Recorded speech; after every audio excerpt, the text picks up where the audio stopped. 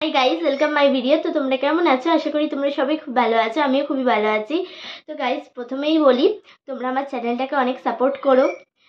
আমি যাতে পরবর্তীকালে তোমাদের কাছে আরও ভিডিও আনতে পারি, তার জন্য আমার চ্যানেলটাকে সাপোর্ট করো। আমি অনেক আশা নিয়ে এই প্রফেশনে এসেছি।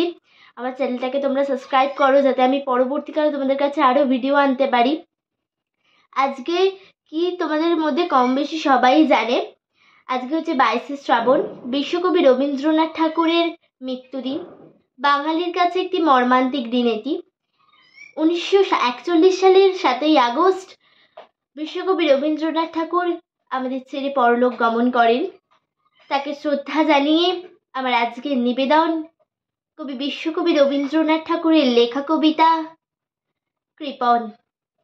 আমি ভিক্ষা করে ফিরতেছিলাম গ্রামের পথে পথে, তুমি তখন চলেছিলে তোমার স্বর্ণ রথে। অপূর্ব এক স্বপ্ন সম লাগতেছিল চক্ষে মম।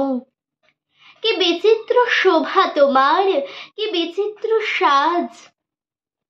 আমি মনে ভাবতেছিলেম, এ কোন মহারাজ আজ শুভক্ষণে রাত পোহালো।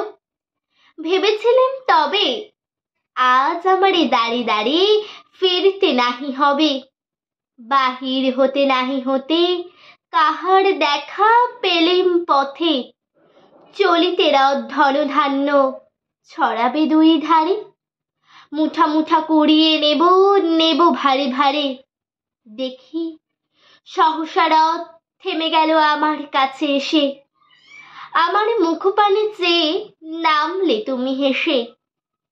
দেখে মুখের প্রসন্নতা জুড়িয়ে গেল সকল ব্যথা। হেনকালে কিসের লাগি তুমি অকস্মাৎ আমায় কিছু দাও গো বলে বাড়িয়ে দিলে হাত। মরে এ কি কথা রাজাধিরাজ, আমায় দাও গো কিছু শুনে ক্ষণকালের তরে রইনু মাথা নিচু।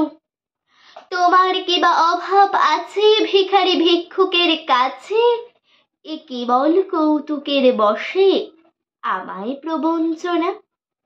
ঝুলি হতে দিলেম তুলে একটি ছোট কণা, যবে পাত্রখানি ঘরে আনি উজাড় করি।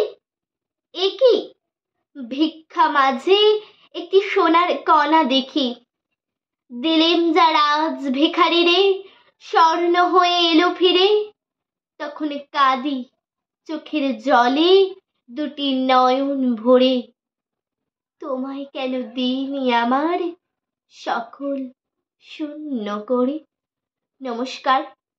আর যদি এই কবিতাটায় কোনো ভুল ত্রুটি হয়ে থাকে আমাকে ক্ষমা করবেন। পরবর্তীকালে আমি যেন এর থেকেও ভালো করে আপনাদের সামনে আনতে পারি সেটার চেষ্টাই আমি করব।